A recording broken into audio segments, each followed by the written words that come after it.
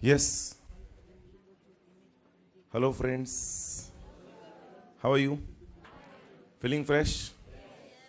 Shall we start our discussion? For what? Communication. Very good. So, communication का discussion जो start करना है ना, before we begin the discussion, I'll say communication exactly आपके syllabus में कितना महत्वपूर्ण है, वो पहले समझ लेते हैं.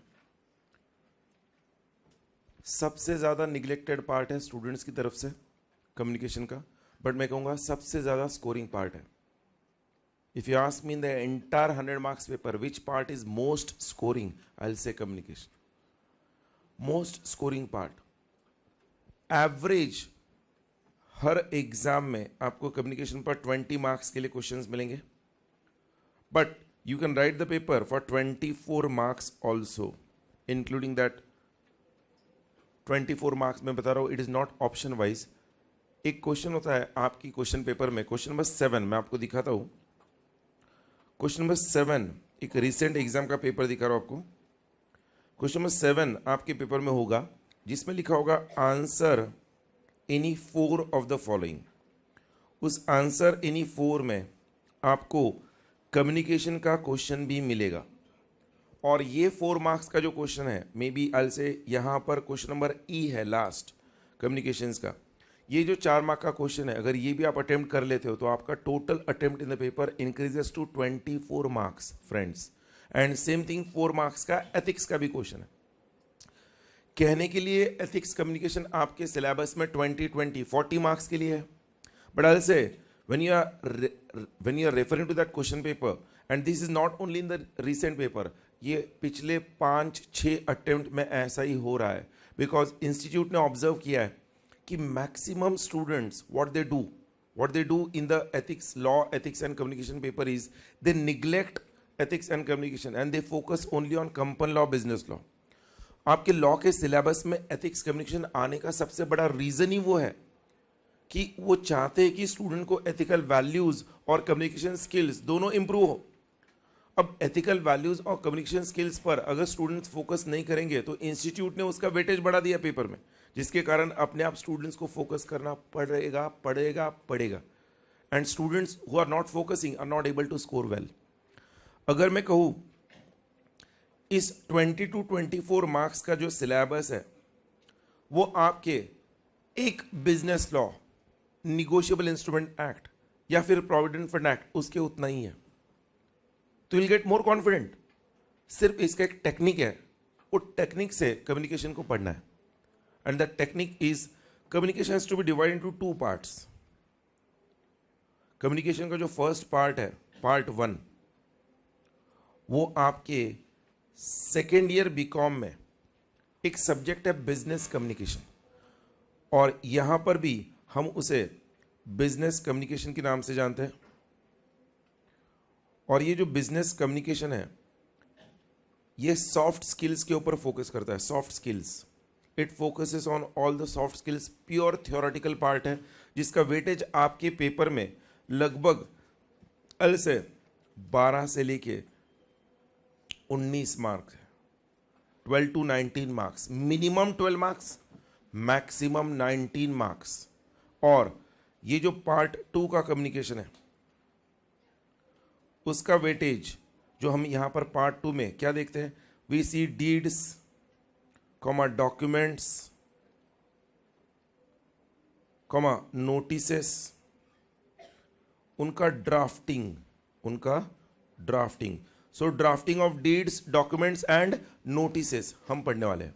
और उसका वेटेज आपके पेपर में मिनिमम 4 मार्क्स है, maximum 8 marks. If you count, when it comes for 4 marks, part 2 का कम्युनिकेशन जब 4 मार्क के लिए आता है, उस वक्त पार्ट 1 का कम्युनिकेशन 19 मार्क्स के लिए आता है. दोस्तों कितने मार्क्स के लिए आता है? 19 मार्क्स. और पार्ट 1 का कम्युनिकेशन जब 12 मार्क्स के लिए आएगा तो पार्ट 2 आएगा 8 मार्क्स के लिए.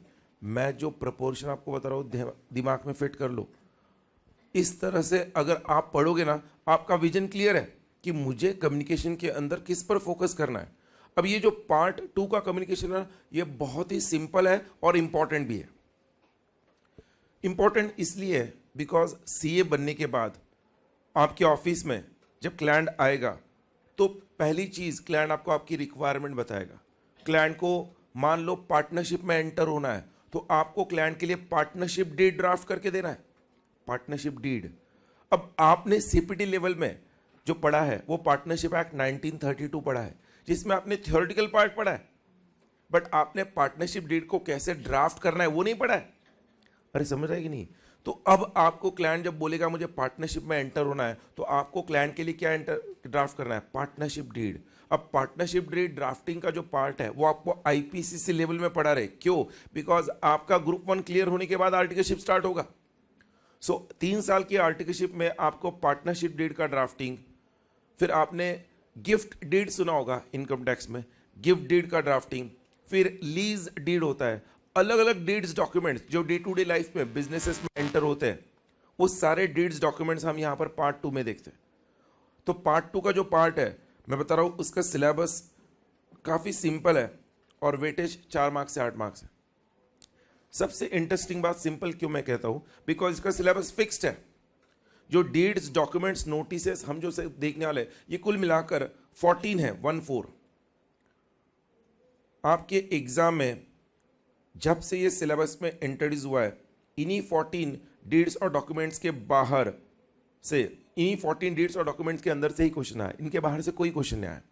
14 डीड्स और डॉक्यूमेंट्स, आप मुझे बोलो 8 मार्क के लिए अगर ये आता है आपके दिमाग में फिक्स्ड है इन 14 में से एक आने वाला है या 2 आने वाला है, और 8 मार्क के लिए या मिनिमम 4 मार्क के लिए आ रहा है, and the same questions are repeated again and again, सिर्फ नाम चेंज होता है। तो अगर मैं किसी भी सब्जेक्ट में फॉर एग्जांपल लॉ के अंदर मुझे मार्क्स को सिक्योर करना है, फिक्स करना है, तो मैं पहले वो एरियाज को ढूंढूंगा जो मुझे पता है इसके बाहर कुछ नहीं आने वाला है। इनफैक्ट ये जो मैं प्रैक्टिस करने वाला हूं इसी के ऊपर आने वाला है, because it is drafting of dates documents. समझ रहा है कि नहीं सबको? और यस और नो? अब हमें कैसे पढ़ना है, हम लोग पहले पार्ट 2 का सिलेबस कंप्लीट करेंगे, बट पार्ट 2 का पूरा सिलेबस कंप्लीट नहीं करेंगे। पार्ट 2 को 2 हिस्सों में मैंने डिवाइड किया है। एक हिस्सा आपके कंपनी लॉ से रिलेटेड है, कंपनी लॉ से। कंपनी लॉ में हम एक चैप्टर देखते हैं, मीटिंग्स चैप्टर है, मीटिंग्स। उस मीटिंग्स चैप्टर में हम drafting notice of a meeting वगैरह है, एक वो पार्ट है, और एक दूसरा पार्ट है partnership deed, retirement deed, lease deed, उसको ड्राफ्ट करना। तो ये पार्ट 2 का कम्युनिकेशन हम पहले कंप्लीट करेंगे। पार्ट 2 के कम्युनिकेशन में पूरा कंप्लीट करेंगे क्या? नहीं, only the first part of part 2 जो मैं आपको थोड़ी देर में बता रहा हूं। वो फर्स्ट पार्ट कंप्लीट करने के बाद हम पार्ट 1 पर जाएंगे, पार्ट 1 का सिलेबस कंप्लीट करेंगे, और पार्ट 1 कंप्लीट होने के बाद जो एंड में पार्ट 2 का सेकंड पार्ट है वो कंप्लीट करेंगे। इस दौरान ये करने का पर्पस क्या है, जब पार्ट 2 का फर्स्ट पार्ट कंप्लीट होगा आपको उस पार्ट 2 के फर्स्ट पार्ट की प्रैक्टिस घर में करनी है। जिस टेक्निक में, जिस तरीके से मैं बता रहा हूं, मैं चाहता हूं सब लोग खुद एक बार ड्राफ्ट करें, बिकॉज जब आप खुद के हैंडराइटिंग से लिखोगे और खुद लिखोगे तो आपको कॉन्फिडेंस रहेगा कि एग्जाम में आने पर मुझे किस पर फोकस करना है, कौन से पॉइंट्स पर फोकस करना है। आपके मटेरियल में पेज नंबर 150 पर आप आ जाओ सब लोग। 150 पर मैंने business communication deeds and documents का पार्ट वहां पर दिया है। इफ यू सी, उसमें कुल मिलाकर आपको 14 पॉइंट्स मिलेंगे। मिला है सबको? अरे बोलो भाई। इन 14 पॉइंट्स में से हमारा जो डिस्कशन है फर्स्ट पार्ट का वो पहले 8 पॉइंट्स पर होगा। First 8 points we going to discuss. I will say till content of annual report हम लोग डिस्कस करने वाले, फ्रॉम कंपोनेंट्स ऑफ पार्टनरशिप से contents of annual report. And हमारा पार्ट 2 रहेगा पॉइंट नंबर 9 से लेके पॉइंट नंबर 14 तक। इस तरह से इस कम्युनिकेशन के पार्ट को समझना है। दोस्तों देखने के लिए जाए तो ये पूरा थियोरेटिकल पार्ट है, बट मैं आपको कहूँगा just imagine you have cleared your IPCC और आप ऑफिस में हो और आपके सर ने आपको पार्टनरशिप डीड ड्राफ्ट करने के लिए कहा है, तो उस वक्त आपके दिमाग में जो चलने वाला है ना वो आपको क्लास में रन करना है दिमाग में, कि आपको खुद को पार्टनरशिप डीड ड्राफ्ट करना है, आपको खुद को लीज डीड ड्राफ्ट करना है, गिफ्ट डीड ड्राफ्ट करना है। और ये जब प्रेशर होता है ना दिमाग पे, तो आदमी बराबर ध्यान देता है. Don't consider this as only a 4 marks और 8 marks question from exam point of view, because ये आप सीए बनने के बाद भी प्रैक्टिस में यूज करने वाले हो. मैं जो बोल रहा हूं समझ रहा है कि नहीं? So I'll request all of you, please concentrate in the entire discussion and you should have your pen or marker in your hand. आपके मटेरियल में पार्ट 2 के कम्युनिकेशन को किस तरह से पढ़ना मैंने आपको बता दिया. अब हम हमारा डिस्कशन जब स्टार्ट करते हैं, फर्स्ट पॉइंट पेज नंबर 151 पर आप देखना, वहां पर जो दिया है वो किसको लेकर है? Components of partnership deed. उसको जब हाईलाइट करो उस हेडिंग को, components of partnership deed, you will be surprised. ये जो कंपोनेंट्स जिसको हम कहते हैं, कंपोनेंट्स मतलब क्या? कंटेंट्स. कंपोनेंट्स का मतलब क्या? कंटेंट्स. और ये कंपोनेंट्स के ऊपर क्वेश्चन एग्जाम में 4 मार्क के लिए पूछा. दोस्तों सिर्फ आपको लिखना था कि पार्टनरशिप डीड में कितने कंटेंट्स होते हैं. अगर मुझे पार्टनरशिप डीड ड्राफ्ट करना है तो पार्टनरशिप डीड के ड्राफ्टिंग में किन बातों को इंक्लूड करना है, ये लिखने के लिए 4 मार्क्स है. अब आप मुझे बोलो, इससे आसान क्वेश्चन आपको पूरे लॉ के पेपर में कहीं मिलेगा क्या? अगर किसी स्टूडेंट को पार्टनरशिप एक्ट 1932 पता भी है, थोड़ा सा बेसिक भी, तो वो भी बता देगा कि पार्टनरशिप डीड अगर मुझे ड्राफ्ट करना है तो सबसे पहले जिस दिन वो पार्टनरशिप डीड ड्राफ्ट हो रही है उसका डेट ऑफ एग्जीक्यूशन होगा. पार्टनरशिप डीड पर डेट आएगा ना, डेट ऑफ एग्जीक्यूशन. सारे पार्टनर के नाम आएंगे, और ये सुनो उनके डिटेल्स आएंगे. पार्टनरशिप फर्म का कोई रजिस्टर ऑफिस एड्रेस है वो आएगा, प्रॉफिट शेयरिंग रेशियो आएगा. मतलब without referring to the contents, मैं अगर दिमाग पे जोर दूं, जस्ट रियलाइज इमेजिन करना शुरू करूं पार्टनरशिप डीड का ड्राफ्टिंग, तो आई कैन गिव 4-5 पॉइंट्स. और यस और नो, और ये सिर्फ कुछ वहां पर 11 पॉइंट्स है, उन 11 पॉइंट्स को लिखने के लिए कितने मार्क्स थे? 4 मार्क्स. 1 by 1. मतलब मैं आपको वो पॉइंट्स जो मार्क करके दे रहा हूं, आपको सारे पॉइंट्स पढ़ने हैं, बट इन पॉइंट्स पर ज्यादा फोकस करना है जो मैं मार्क करके दे रहा हूं. Date of communication, then I'll say variation clause, arbitration. इन पॉइंट्स पर ज्यादा फोकस करना. Why? Because ये पॉइंट्स स्टूडेंट्स को जल्दी से समझ में नहीं आते. बाकी के पॉइंट्स अगर हम देखते हैं, why have highlighted those points, घर में पढ़ते वक्त ये पॉइंट्स याद रखने हैं. अब रिमेनिंग पॉइंट्स हम देखते हैं. डेट ऑफ एग्जीक्यूशन मतलब क्या? From which date the partnership is being entered. Names of partners. Date of communication क्या होगा पता है? You all have studied. Partnership firm का रजिस्ट्रेशन ऑप्शनल है, ऑप्शनल. Registration not compulsory. तो आपने डेट ऑफ एग्जीक्यूशन भले ही कुछ और लिखा होगा, डेट ऑफ कम्युनिकेशन कुछ और हो सकता है. अरे हो सकता है कि नहीं? मैंने पार्टनरशिप एंटर की 1 अप्रैल 2017 से. डेट ऑफ एग्जीक्यूशन 1 अप्रैल 2017 है, बट हमारे पार्टनर्स ने, पार्टनरशिप फर्म ने डिसाइड कर लिया कि हम इस पार्टनरशिप को रजिस्टर करेंगे. हमने डिसाइड कर दिया 1 अक्टूबर 2017 को कि हम इस पार्टनरशिप फर्म को रजिस्टर करेंगे. तब तक हमने विदाउट रजिस्ट्रेशन रन किया, और चल सकता है ना. पार्टनरशिप फर्म का रजिस्ट्रेशन क्या है? ऑप्शनल है. तो डेट ऑफ एग्जीक्यूशन कुछ और हो सकता है, डेट ऑफ कम्युनिकेशन उसके बाद ही होगा. तो one thing is clear, date of communication date of execution के बाद का होगा. वो सेम हो सकता है या उसके बाद का हो सकता है, वो करते का. तो date of communication date of execution में डिफरेंस समझा है? आगे देखो ना. Name, business and duration of partnership दिया. Why? Because you all have studied. Partnership के 2 टाइप्स है, partnership at and particular partnership. Partnership at will में क्या होता है? पार्टनर्स अपनी मर्जी से डिसाइड करते हैं कि पार्टनरशिप फर्म को कब क्लोज करना है. पर्टिकुलर पार्टनरशिप में एक फिक्स पीरियड के लिए होता है, फिक्स पीरियड के बाद ऑटोमेटिकली डिसॉल्व होगा फर्म. अब वहां पर name, business and duration of partnership में आपको बताना होगा कि आप जो पार्टनरशिप एंटर कर रहे हो वो पर्टिकुलर पार्टनरशिप है, ड्यूरेशन क्या? पार्टनरशिप एट विल है, इसलिए ड्यूरेशन ऑफ पार्टनरशिप है. I hope you are getting it. उसके बाद देखो place of business, capital and interest on capital. अब ये क्लॉज में लर्न नहीं करा सकता आपको. I hope you understand. Capital and interest on capital, sharing of profits और losses, accounts including bank account.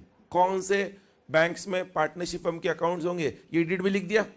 कौन से पार्टनर को बैंक अकाउंट को ऑपरेट करने का पावर है वो भी लिखा. बिकॉज पार्टनर्स में active partner, sleeping partners, nominal partners ऐसे होते हैं ना, उसके powers.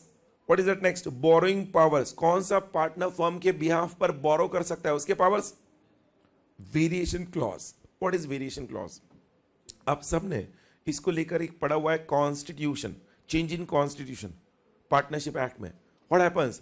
Unless otherwise agreed on the death of a partner, a partnership firm is dissolved. On admission of a partner, a partnership firm is dissolved. On retirement of a partner, a partnership firm is dissolved.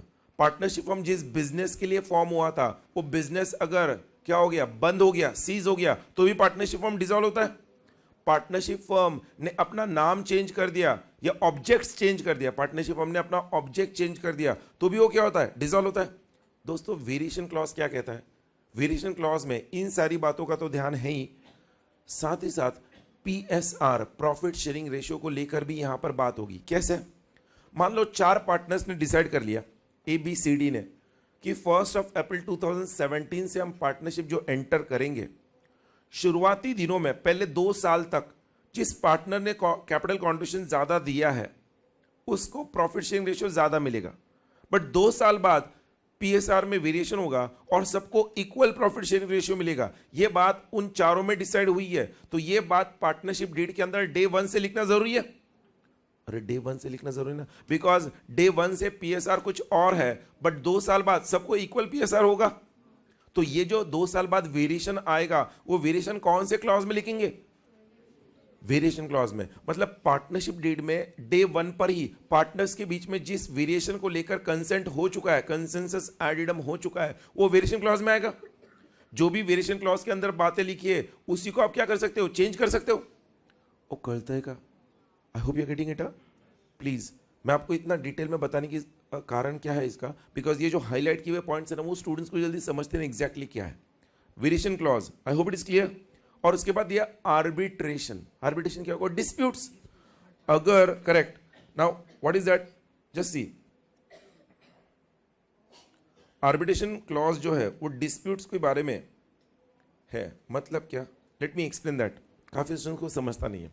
हमें सिर्फ इतना ही पता है कि झगड़ा हो गया, dispute हो गया, तो मामला कोर्ट में गया, बट इंडिया में कोर्ट के अलावा भी कोई और कोर्ट है, और वो मैं आपको बता रहा हूं, ध्यान दो।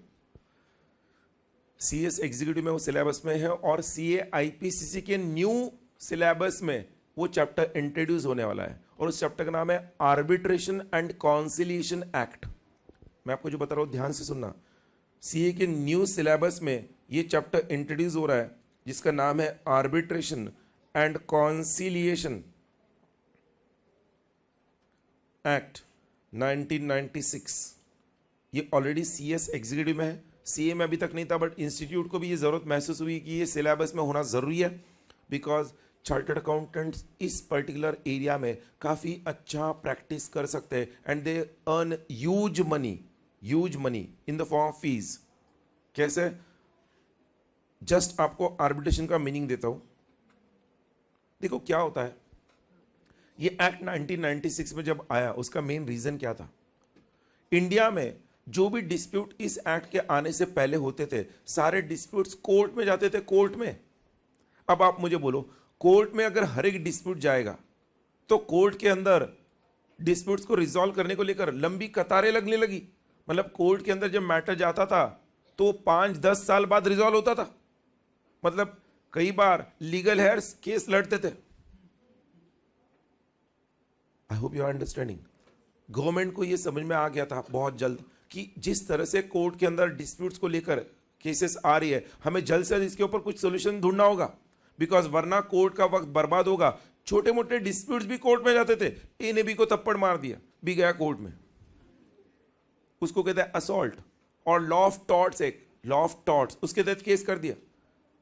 अब ए ने बी के ऊपर कुछ बयानबाजी कर दी, बी पागल है, तो उसको भी लॉ ऑफ टॉर्ट्स कहते हैं, स्लेंडरिंग कहते हैं, तो उसके खिलाफ भी आप कोर्ट में जा सकते हो। मतलब छोटे मोटे डिस्प्यूट्स अगर कोर्ट में जाएंगे, कोर्ट का वक्त बर्बाद होगा, और बड़े डिस्प्यूट्स को रिजॉल्व करने के लिए कोर्ट वक्त नहीं दे पाएगा। और इसलिए गवर्नमेंट ने छोटे डिस्प्यूट्स को रिजॉल्व करने को लेकर आर्बिट्रेशन एंड कॉन्सिलिएशन एक्ट लाया। इस आर्बिट्रेशन कॉन्सिलिएशन एक्ट में गवर्नमेंट ने कह दिया, अगर कोई लेबर डिस्प्यूट है, कोई कमर्शियल डिस्प्यूट है जो लोअर लेवल पे है, इतना हाई लेवल पर नहीं है, और वो जब दोनों पार्टीज के बीच में एग्रीमेंट हुआ था, उन दोनों पार्टीज ने एग्रीमेंट में लिखा था कि हमारे बीच का डिस्प्यूट हम आर्बिट्रेशन में रिजॉल्व करेंगे। तो इससे होगा क्या, उनके बीच का जब झगड़ा होगा उन्हें कोर्ट में जाने की जरूरत नहीं। पार्टीज ऐसा क्यों लिखेंगे? बिकॉज पार्टीज भी चाहती है कि डिस्प्यूट जल्द से जल्द रिजॉल्व हो। उनको भी पता है कि मामला कोर्ट में जाएगा तो लंबा खींचेगा। अरे समझ रहा है कि नहीं? इसीलिए आर्बिट्रेशन कॉन्सिलिएशन एक्ट में क्या होता है, ध्यान दो। वो कहता है जब भी कोई झगड़ा होता है, डिस्प्यूट होता है, अब यहां पर मैं पार्टनरशिप की बात करो, पार्टनर्स के बीच में पार्टनरशिप डीड के अंदर लिखा होगा, in case of any dispute the matter will be resolved by arbitration and conciliation act 1996। मतलब क्या, पहले उस डिस्प्यूट को रिजॉल्व करने की कॉन्सिलिएशन कोशिश की जाएगी। कॉन्सिलिएशन मतलब फ्रेंडली फीलिंग, प्यार मोहब्बत से वो डिस्प्यूट रिजॉल्व होने की कोशिश होती है। और जब डिस्प्यूट कॉन्सिलिएशन से रिजॉल्व नहीं होता है तब मैटर आर्बिट्रेशन में जाता है। आर्बिट्रेशन मतलब क्या, more structured way, more structured way. Sir ये तो आप टेक्निकली बता रहे हो, थोड़ा प्रैक्टिकली बताओ। देखो ना, आपका एग्जांपल है तो सबका, आपका आपके भाई बहन के साथ झगड़ा हो गया, भाई बहन के साथ झगड़ा हो गया, जो भी है, 2-4 दिन 5 दिन कट्टी, दोनों एक दूसरे से बात नहीं कर रहे।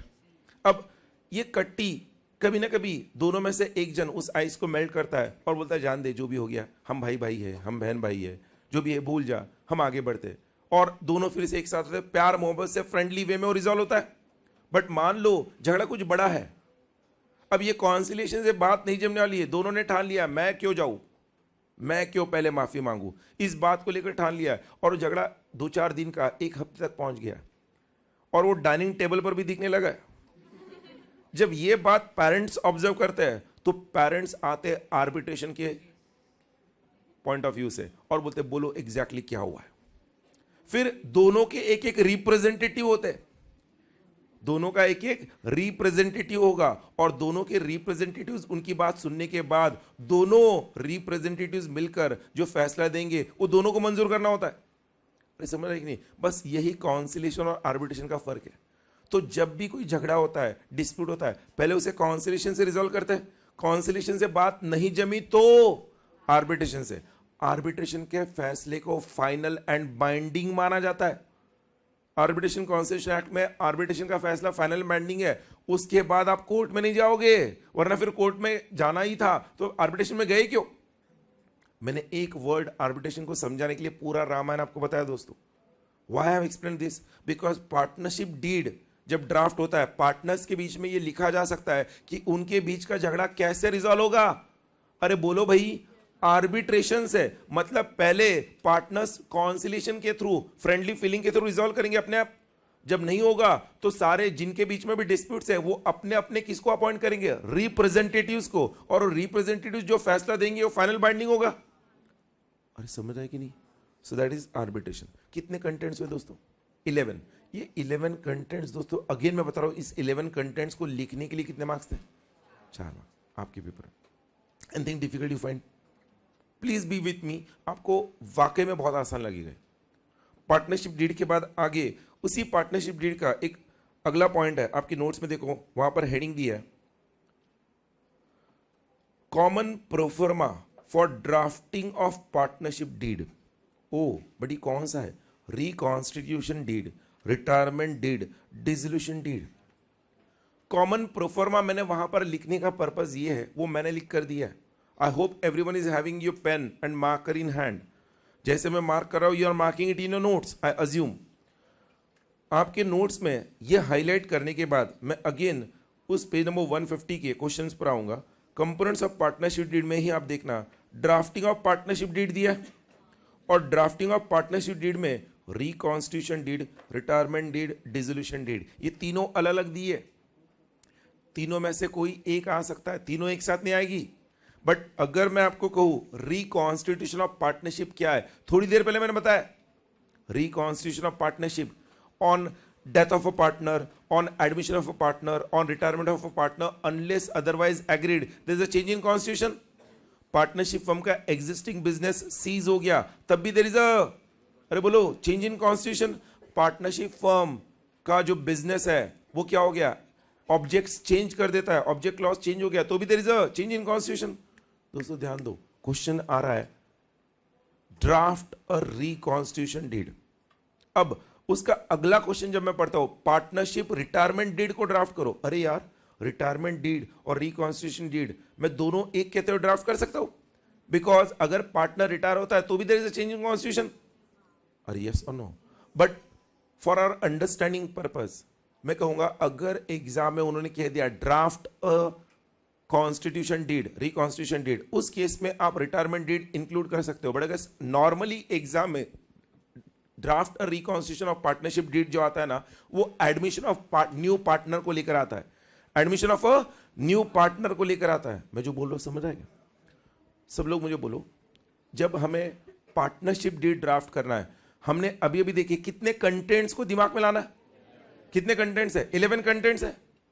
अब इन 11 कंटेंट्स को जब हमें समझना है, तो इस पार्टनरशिप डीड के reconstitution of partnership, retirement of partnership and dissolution of partnership अगर ड्राफ्ट करने के लिए आ गया, दोस्तों ध्यान दो, इसको ड्राफ्ट करने को लेकर क्वेश्चन आ गया, मैं जो टेक्निक बता रहा हूं ध्यान दो, तीनों में से किसी पर भी क्वेश्चन हो, सबसे ज्यादा क्वेश्चन अगर डीड्स और डॉक्यूमेंट्स पर अगर किस पर आए आपके एग्जाम में तो इन्हीं पर है, रिटायरमेंट, रिकॉन्स्टिट्यूशन एंड डिसोल्यूशन।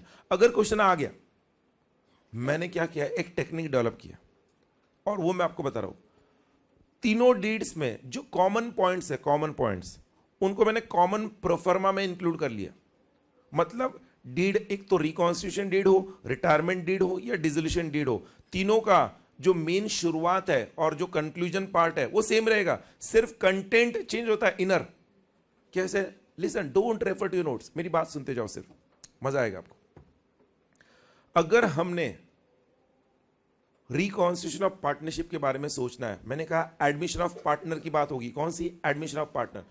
हमारी फर्म में एक नया पार्टनर अगर एडमिट हो रहा है तो रिकॉन्स्टिट्यूशन ऑफ पार्टनरशिप में हमें यह ध्यान रखना है कि जो नया पार्टनर एडमिट हो रहा है उसका कैपिटल कॉन्ट्रीब्यूशन कितना है, उसका प्रॉफिट शेयरिंग रेशियो कितना होगा वो आने के बाद, और वो आने के बाद फर्म का नया नाम क्या होगा, और यस और नो, इसके बारे में, और वो कौन से डेट से पार्टनर के तहत एडमिट हो रहा है, ये 3-4 पॉइंट दिमाग में रखूंगा मैं जो बोल रहा हूं समझ रहा क्या? ये अनकॉमन पॉइंट्स है, ये सिर्फ किसको लेकर है? Admission of partner. Okay, retirement of partner है, तो अगर आप सबने पार्टनरशिप एक्ट पढ़ा हुआ है तो रिटायरमेंट डीड ड्राफ्ट करना है, तो मैं दिमाग में रखूंगा कि रिटायरमेंट डीड है तो मैंने पढ़ा हुआ है, जो पार्टनर रिटायर होता है ना, जिस दिन वो रिटायर होता है उस दिन तक का उसका अकाउंट्स सेटल करते हैं, करेक्ट? और जो पार्टनर रिटायर होता है ना, उसका पब्लिक नोटिस ऑफ रिटायरमेंट दिया जाता है। अब जब पार्टनर रिटायर होगा तो remaining partners will continue the firm in the new name and in the new PSR, profit sharing ratio. अगर मुझे ये 4 पॉइंट पता है तो मुझे रिटायरमेंट डीड का मेरा पैराग्राफ हो गया, मतलब पार्टनरशिप डीड हो गया। ध्यान दो, मैंने आपको सिर्फ तीनों में क्या याद रखना है वो बता रहा हूं। मैंने आपको रिकॉन्स्टिट्यूशन के 3-4 पॉइंट बताया, रिटायरमेंट के 3-4 पॉइंट बताए। I hope you all are aware of this. अब डिसोल्यूशन ऑफ पार्टनरशिप है, ये भी आपने पढ़ा है कि जब पार्टनरशिप फॉर्म डिसॉल्व होता है ना, एक तो सारे एसेट्स को बेचा जाता है, जो भी एसेट्स पैसे को बेच के जो भी पैसा आएगा उन पैसों से लायबिलिटीज क्या होगी, पे होगी, एक एक करके सारी लायबिलिटीज दी जाएगी। और अगर कोई सरप्लस बचता है लायबिलिटीज को देने के बाद तो वो पार्टनर्स के बीच में in their profit sharing ratio divide होगा। बट अगर डेफिसिट हो गया, अगर लायबिलिटीज को देने के लिए एसेट सफिशिएंट नहीं है तो partners will contribute in their profit sharing ratio, but partners will contribute in their profit sharing ratio. ध्यान दो दोस्तों, अगर कोई पार्टनर कंट्रीब्यूट नहीं कर पाता है वो पार्टनर इंसॉल्वेंट बन जाता है, वो पार्टनर इंसॉल्वेंट बन जाता है। मतलब मान लो कोई पार्टनर इंसॉल्वेंट हो गया तो ऐसे केस में उसका जो कंट्रीब्यूशन है, that solvent partners will bear the loss of insolvent partner in their capital sharing ratio। याद है क्या? और इस रूल को कहते हैं Garner versus Murray rule. I hope you are aware of this. अब अगर dissolution of partnership deed draft करने के बारे में आ गया, मुझे ये 5-6 पॉइंट दिमाग में है, मुझे वो सिर्फ लिखते वक्त कैसे लिखना है ये मैं आपको बता रहा हूं। इसके अलावा आपको इन तीनों में नया कुछ नहीं करना है। मतलब क्या? सुन लो, कोई भी पार्टनरशिप डीड कहां पर होता है? पेपर पे होता है कि स्टैंप पेपर पर होता है? स्टैंप पेपर होता है। स्टैंप पेपर का वैल्यू भी 500 रुपए का स्टैंप पेपर मिनिमम लगता है, minimum 500 rupees stamp paper for a partnership deed. अब एग्जाम में क्वेश्चन आ गया, draft a partnership deed, we can say retirement deed या रिकॉन्स्टिट्यूशन डीड। आप 500 रुपए का स्टैंप पेपर आंसर शीट के साथ जोड़ोगे क्या? बट वहां पे लिखना तो पड़ेगा ना आपको कि ये जो पार्टनरशिप डीड है हम एक स्टैम्प पेपर पर क्या करेंगे, ड्राफ्ट करेंगे, और ये partnership deed stamp paper proper value का फिक्स करने के बाद वो किसके पास फाइल करेंगे, रजिस्टर ऑफ फर्म्स के पास। अरे दोस्तों मैं आपको बता रहा हूं, before we start referring to that points, common proforma technique बता रहा हूं। मतलब अगर मुझे पार्टनरशिप डीड ड्राफ्ट करना है तो ड्राफ्टिंग की शुरुआत में सबसे पहले कौन सी बात ध्यान में रखनी, नोट। नोट में वो पार्टनरशिप डीड एक स्टैम्प पेपर पर होना चाहिए, ये मेंशन करना है, और उसके बाद लिख दिया हमने नोट में। अब अगर आपको कहा गया पार्टनरशिप डीड ड्राफ्ट करो, सबसे पहले आप क्या करोगे, सारे पार्टनर्स के डिटेल्स आएंगे, मतलब उनका नेम, एज, ऑक्यूपेशन या उनका एड्रेस, नेम, एज, एड्रेस, उन सबका सुन लो। पहले शुरुआती पार्ट में वो आएगा सबका नेम, एज। क्यों, एक बार नेम, एज और एड्रेस दे दिया, हर बार उनका नेम, एज, एड्रेस लिखेंगे कि नहीं, हर बार लिखेंगे नहीं, उनको एक एक नाम से बुला देंगे। मान लो mister X, aged 39 years, residing at, we can say Kothrud, Pune, आपने एड्रेस डाल दिया, आगे लिखोगे hereinafter referred to as first party, hereinafter referred to as first party. Mister Y, aged 36 years, residing at Aundh, Pune, hereinafter refer to as second party. मतलब अब mister X को अगर आपको फिर से partnership deed के drafting में refer करना है तो एक्स का पूरा डिटेल ना देते हुए फर्स्ट पार्टी रेफर करोगे, वाई के डिटेल ना देते हुए सेकेंड पार्टी रेफर करोगे। अरे मतलब बहुत सिंपल वे में हम ये शुरुआती डिटेल्स लिखेंगे, फर्स्ट पैराग्राफ में सारे पार्टनर की डिटेल्स, सेकंड पैराग्राफ में जो वो डीड है उसके कंटेंट्स। मतलब मुझे आप लोग बोलोगे, अब अगर एडमिशन ऑफ पार्टनर है तो सेकंड पैराग्राफ में आप क्या लिखोगे, उसका डेट ऑफ एडमिशन, उसका सब लोग बोलो डेट ऑफ एडमिशन, उसका कैपिटल कॉन्ट्रीब्यूशन कितना होगा, वो आने के बाद नया पीएसआर क्या होगा और फर्म का नाम क्या होगा, ये आप सेकंड पैराग्राफ में लिखोगे। हो गया। थर्ड पैराग्राफ क्या होगा पता है, थर्ड पैराग्राफ में जितने भी पार्टनर्स है लेफ्ट हैंड साइड में सारे पार्टनर्स के सिग्नेचर्स, और हर एक पार्टनर के लिए एक एक विटनेस, एक एक गवाह। इसलिए जरूरी है कल को कोई पार्टनर ना बोले कि मैंने साइन ही नहीं किया था, ये मेरे से जोर जबरदस्ती से उन्होंने साइन करवा लिया। हर एक पार्टनर का एक एक विटनेस होगा, गवाह। ये डीड का क्या है, पूरा प्रोफार्मा है, प्रोफार्मा। और वही मैं आपको बता रहा हूं दोस्तों, मैं एक आंसर में 3 आंसर्स कवर कर रहा हूं। ध्यान दो कैसे 3 आंसर कवर किए, अरे बोलो भाई, रिकॉन्स्टिट्यूशन डीड, रिटायरमेंट डीड या डिसोल्यूशन डीड, तीनों सेम ही है ना। अब देखो आपके नोट्स में we have to focus on that is very important. मैंने जो कॉमन प्रोफार्मा मार्क किया ना, मेरे साथ सब लोग प्लीज उधर अंडरलाइन करेंगे, आपकी पेंसिल आपके हाथ में लो। सबसे पहले मुझे नोट, क्वेश्चन आने पर सबसे पहले क्या लिखना है, नोट। नोट क्या है, पढ़ लो सिर्फ note. This deed must be on a stamp paper of appropriate value and all legal formalities are as applicable to partnership deed must be filed with the register of firms along with prescribed form duly completed। ये हम note में लिखेंगे। Note के बाद point number 2 से हम कहते हैं उसका ड्राफ्टिंग देखो, this deed of reconstitution oblique retirement oblique dissolution, ये हम तीनों लिखेंगे क्या, नहीं। मतलब क्या, अगर रिटायरमेंट का आया तो मैं लिखूंगा this date of retirement of partnership is executed on this dash day of dash between. अगर डिसोल्यूशन आ गया, this date of dissolution of partnership is executed on this dash day of dash between. I hope you understand, जो oblique दिया उसका मतलब। और ये सुनो, मतलब सेकेंड पॉइंट की शुरुआत उस वर्ड से होगी, दिस डेट ऑफ, और यस और no.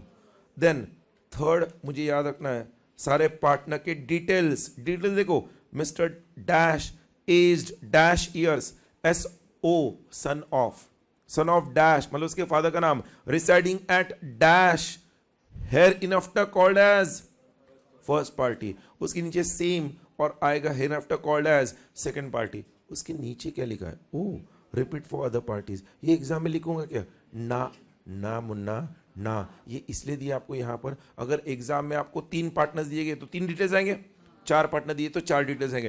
As per the question you have to modify your paragraph. नहीं तो सर ने दिया था 3 लिख दिया, 4 पार्टनर होते हुए भी, you have to modify, repeat it for other parties.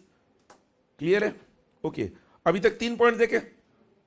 3 point में पहला नोट, दूसरा इंट्रोडक्शन, तीसरे में पार्टनर की डिटेल्स। मतलब देखो, मैं घर में प्रोफॉर्मा लर्न नहीं कर रहा हूं दोस्तों, मैं घर में वो हेडिंग से याद रखूंगा कि प्रोफॉर्मा ऑफ पार्टनरशिप डीड है, तो पहले मुझे नोट लिखना है, उसके बाद मुझे इंट्रोडक्शन देना है, उसके बाद मुझे पार्टनर की डिटेल्स देने हैं। अगर मुझे ये दिमाग में आएगा पार्टनर की डिटेल्स देने हैं, तो मैं एग्जाम में बराबर लिखूंगा mister dash is dash yes, वो थोड़ी याद रखना है। स्टूडेंट ये लर्न करते बैठते, mister A dash residing at dash, don't do this, don't learn this, I hope you getting it, don't do this, you have to focus on that one word. Point number 4, witnesseth as follows. Witnesseth as follows मतलब नीचे दिए हुए जो सारे contents है वो इन गवाहों के समक्ष क्या हुआ है, डिसाइड हुआ है। Witnesseth as follows. अब देखना वो पैराग्राफ पढ़ते, पॉइंट नंबर 4 का। Whereas the aforesaid, aforesaid मतलब क्या, ऊपर लिखे हुई सारी पार्टीज, ऊपर दी हुई सारी parties, aforesaid parties were carrying on business on in partnership under the name and style of dash dash and company, पार्टनरशिप का नाम। And whereas the parties have mutually decided, अब देखना यहां से डिफरेंस स्टार्ट होता है। एंड के बाद, एंड के बाद, एंड के बाद ई क्लॉज पहले, whereas the parties have mutually decided to admit mister dash as a partner, ये किसको लेकर आएगा, रिकॉन्स्टिट्यूशन, ऑब्लिक आएगा, ऑब्लिक। वेर एज द, अब देखो मैं पढ़ रहा हूं, the second party has expressed his desire to retire from partnership, ये रिटायरमेंट का हो गया, अगेन ऑब्लिक आ गया आगे, whereas all the parties have mutually decided to dissolve the partnership firm, ये थर्ड पॉइंट आ गया। अब आगे दिया the terms and conditions of which are given below, मतलब क्या, अगर एडमिशन है तो अलग, रिटायरमेंट है तो अलग, डिसोल्यूशन है तो अलग। नीचे मैंने 1 2 3 4 क्यों दिखा है, because it will vary as per the, अरे बोलो भाई, डिड, ये अब आपके ऊपर है। मतलब क्या, ये 4 पॉइंट्स 19 20 वेरी हो सकते हैं, और ये 4 मैंने लिखा है, जरूरी नहीं कि 4 ही हो, 5 हो सकते हैं, 4 से कम नहीं हो सकते, 4 कम से कम पॉइंट लिखने हैं। कैसे, मान लो मैं रिटायरमेंट को लेकर रहता हूं, मान लो एक्स नाम का एक पार्टनर रिटायर हो रहा है, मैं इन 4 पॉइंट में पहला पॉइंट लिखूंगा, mister x will retire from the partnership firm with effect from 31st of March 2017. Point number 2, account of Mr. X will be settled as on 31st March 2017 and the firm will, the remaining partners will continue the firm. Number 3, a public notice of retirement of Mr. X is effectively given as on 31st of March 2017. Or yes or no? Point number 4, the new profit sharing ratio of the partners will be this and the new name of the firm will be this, मतलब dash dash dash. अरे समझ रहा है कि नहीं, हो गया 4 point. अब कोई स्टूडेंट यहां पर 19 20 वेरिएशन ला सकता है। अब आपको अगर रिटायरमेंट डीड को लेकर ड्राफ्टिंग देखना है, तो मैंने आपको नेक्स्ट पेज पर, दोस्तों ध्यान रखना, नेक्स्ट पेज पर रिटायरमेंट डीड दिया हुआ है, मिला है क्या, पेज नंबर 152 पर रिकॉन्स्टिट्यूशन ऑफ पार्टनरशिप और रिटायरमेंट डेट दोनों एक साथ दिया है। अरे बोलो भाई, पेज नंबर 153 पर आपको डिसोल्यूशन डेट दिखेगा, दिख रहा है, अच्छा लग रहा है। मतलब क्या, वो जो पैराग्राफ वहां पर दिए हैं, आपको कॉमन प्रोफॉर्मा समझाने के बाद आपको अलग से वहां पर लिखकर भी दिया है, so that when you will write back at home आपको उसे सिर्फ रेफर करना है। फिर से आओ हमारे कॉमन प्रोफॉर्मा में। कॉमन प्रोफॉर्मा में अभी तक कितने पॉइंट्स हुए हमारे, 4 पॉइंट्स हुए। 5वां पॉइंट हमारे ये कंटेंट्स होंगे 4, और यस और नो। 4था पॉइंट तो विटनेस इट एज फॉलोज था ना, अरे बोलो ना। 5वां पॉइंट में इस कंटेंट्स को लिखूंगा, and 6th point, last point क्या है, बोलो, signature of the parties and their witnesses, conclusion, that is signature of parties and witnesses. अब मुझे ड्राफ्ट करना है ना, मुझे घर में प्रैक्टिस करनी है रिटायरमेंट डीड, डिसोल्यूशन डीड के ड्राफ्टिंग की, तो मैं लर्न नहीं करते बैठूंगा, 6 पॉइंट लिखूंगा नोटबुक में।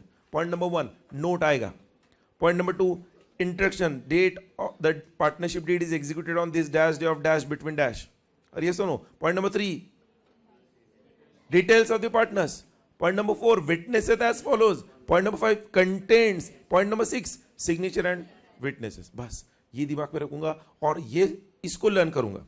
इसको लर्न करके फिर मैं अपनी खुद ड्राफ्टिंग करने की प्रैक्टिस करूंगा। इसको दिमाग में लाके फिर ड्राफ्ट करते हो, क्या गलतियां हुई इसके साथ रेफर करूंगा। अरे समझ रहा है कि नहीं? That is the technique, you will never make a mistake. Exam hall में आपको 6 कंटेंट ज्यादा है, अब बराबर ड्राफ्ट करोगे। I hope it is clear. Partnership deed सबको समझा? अरे बोलो भाई, सो गई क्या? सब लोग है ना? Very good. और देखो ये जो सिलेबस हम करते जा रहे हैं बहुत ही आसान सिलेबस है, but at the same time थोड़ा सा ट्रिकी है। आसान है बट ट्रिकी है। You must know what needs to be focused on, वो मैं बता रहा हूं आपको। तो मुझे बोलो, पार्टनरशिप डीड के ड्राफ्टिंग में सबसे इंपॉर्टेंट फोकस अगर करना है तो मैं कहूंगा नोट पर। सबसे पहले किस पर है? नोट पर। और उसके बाद वो 4 कंटेंट्स पर, 4 कंटेंट्स पर। बाकी तो सब सेम है, नोट भी सेम है, बट नोट दिमाग में रखना जरूरी है। अरे यस और नो। आगे बढ़ते हैं। पार्टनरशिप डीड के बाद नेक्स्ट डीड जो वहां पर आपका बेसब्री से इंतजार कर रही है, आओ मुझे पढ़ो, मुझे समझाओ और समझो। Power of attorney. हे भगवान, ये पावर ऑफ अटॉर्नी हमारा कोई पीछा नहीं छोड़ता। कॉन्ट्रैक्ट एक्ट में भी देखा है पावर ऑफ अटॉर्नी। आए दिन पावर ऑफ अटॉर्नी को लेकर आपने अलग अलग सब्जेक्ट्स में, नॉट ओनली लॉ, बाकी सब्जेक्ट में भी इसका वर्ड रेफरेंस आया होगा पावर ऑफ अटॉर्नी का। पावर ऑफ अटॉर्नी 2 तरह की होती है, ये समझो। और पावर ऑफ अटॉर्नी का एग्जैक्ट इंटरप्रिटेशन जब हम ये 2 पावर ऑफ अटॉर्नी समझते हैं ना, तो आपको समझ में आ जाएगा। एक होता है specific power of attorney. Specific नाम ही है, स्पेसिफिक पावर ऑफ अटॉर्नी मतलब क्या? अरे स्पेसिफिक है भाई, स्पेसिफिक पर्पस के लिए। क्या है? स्पेसिफिक पर्पस के लिए। अगर हम कॉन्ट्रैक्ट एक्ट की बात करें, कॉन्ट्रैक्ट एक्ट में हमने देखा है कॉन्ट्रैक्ट ऑफ एजेंसी में 3 टाइप्स थे। एक है जनरल पावर ऑफ अटॉर्नी, एक था पर्टिकुलर पावर ऑफ अटॉर्नी, और एक था स्पेशल पावर ऑफ अटॉर्नी। ध्यान रखना, वो पर्टिकुलर और स्पेशल मिलाकर यहां पर हम बना रहे हैं स्पेसिफिक। स्पेसिफिक इज मतलब स्पेसिफिक पर्पस के लिए, एंड एक जनरल पर्पस के लिए। जनरल मतलब क्या? किसी के लिए भी। दोस्तों ध्यान दो, प्लीज प्लीज उधर पढ़ो मत। पढ़ोगे तो इजीली वो थियोरेटिकल पार्ट है वो मार्क कर सकते हो, पहले समझने की कोशिश करो। हमें लर्न नहीं करना है। पावर ऑफ अटॉर्नी सर ने कहा एक जनरल है और एक स्पेसिफिक है। पहले स्पेसिफिक पर फोकस करते हैं। जो स्पेसिफिक पावर ऑफ अटॉर्नी आप किसी को दोगे, मान लो आपके बिहाफ पर, पावर ऑफ अटॉर्नी देना मतलब क्या? आपके अधिकार, आपके राइट्स किसी दूसरे व्यक्ति को देना। मैं कहूंगा मुझे मेरा एक फ्लैट है औंध में, है नहीं, एग्जाम्पल ले रहा हूं, वो फ्लैट मुझे बेचना है। तो वो फ्लैट को बेचने के लिए मेरे पास वक्त नहीं है, मैंने एक एजेंट को अपॉइंट किया, एजेंट को। अब वो एजेंट को बोल दिया तू कस्टमर ढूंढेगा, तू फ्लैट को बेच दे, मुझे मेरा इतना पैसा दे दे। हाँ, उस फ्लैट को बेचने के लिए और कस्टमर ढूंढने का जो पावर है वो मैं तुझे दे देता हूं। अरे समझ रहा है कि नहीं? मैंने उस एजेंट को जिसे ढूंढा है उसको मेरे बिहाफ के सारे राइट दे दिए क्या? सिर्फ फ्लैट को बेचने का राइट दिया है। अरे समझ रहा है कि नहीं? तो जो मैंने उसको पावर ऑफ अटॉर्नी दिया वो कैसा होगा? Specific power of attorney. अच्छा, तो ये है। अब सीए के पॉइंट ऑफ व्यू से क्या है? सीए बन गए आप। जस्ट इमेजिन करो आप सीए बन गए। सब लोग आंखें बंद करो, चक चक मत करो, आंखें बंद करो, जस्ट करो तो सही, मजा आएगा। देखो आप जो नहीं करेगा उसको पाप लगेगा, ध्यान दो। वर्चुअल स्टूडेंट्स आपको भी लग सकता है पाप। आंखें बंद करो, आंखें बंद करो सब लोग। किया सबने आंखें बंद? इमेजिन करो आपका एक 5000 स्क्वायर फीट का ऑफिस है, आपके कुछ 4000 क्लाइंट्स है। आपके क्लाइंट को 4000 में से 3000 क्लाइंट को इनकम टैक्स की नोटिस आ चुकी है। अब क्लाइंट्स को इनकम टैक्स डिपार्टमेंट से नोटिस आई है, क्लाइंट आपके पास नोटिस लेकर आए, लंबी कतार है ऑफिस के बाहर। आप कहते हो सारे क्लाइंट्स को डरो मत, आप मेरे नाम से क्या करके दो। अरे क्या करके दो? अब आके खोलो, पावर ऑफ अटॉर्नी करके दो। मतलब क्या? आप क्लाइंट को बोल रहे हो कि तुम क्या करो, पावर ऑफ अटॉर्नी मुझे दो। क्यों? ध्यान दो, इनकम टैक्स की नोटिस किसके नाम से आई? क्लाइंट के नाम से। बट क्लाइंट के बिहाफ पर इनकम टैक्स ऑफिसर को एक्सप्लेनेशन कौन देने वाला? आप। अच्छा, तो क्लाइंट अपने अधिकार इनकम टैक्स ऑफिसर के सामने जो रिप्रेजेंट करने के हैं वो आपको दे रहा है। तो वो सिर्फ और सिर्फ आपको कौन से पावर ऑफ अटॉर्नी देगा? Specific. Only for that hearing you will represent the client. और यस और no? Why you are going to represent? Because income tax officer को एक्सप्लेनेशन चाहिए, और आपसे, इनफैक्ट आपके क्लाइंट से बेटर एक्सप्लेनेशन आप दे सकते हो, बिकॉज उसके बुक्स ऑफ अकाउंट्स और इनकम टैक्स रिटर्न आपने फाइल किया, बुक्स ऑफ अकाउंट्स आपने मेंटेन किया।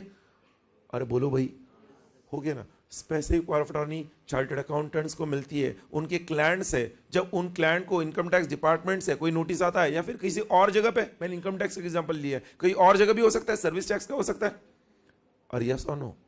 ओके, और एक example specific power of attorney का, आपके ऑफिस में एक नया बंदा आ गया, fresh, is not a client of US, आपके पास आ गया और आपको बोलता है मुझे एक कंपनी फॉर्म करनी है, मुझे एक कंपनी फॉर्म करनी है।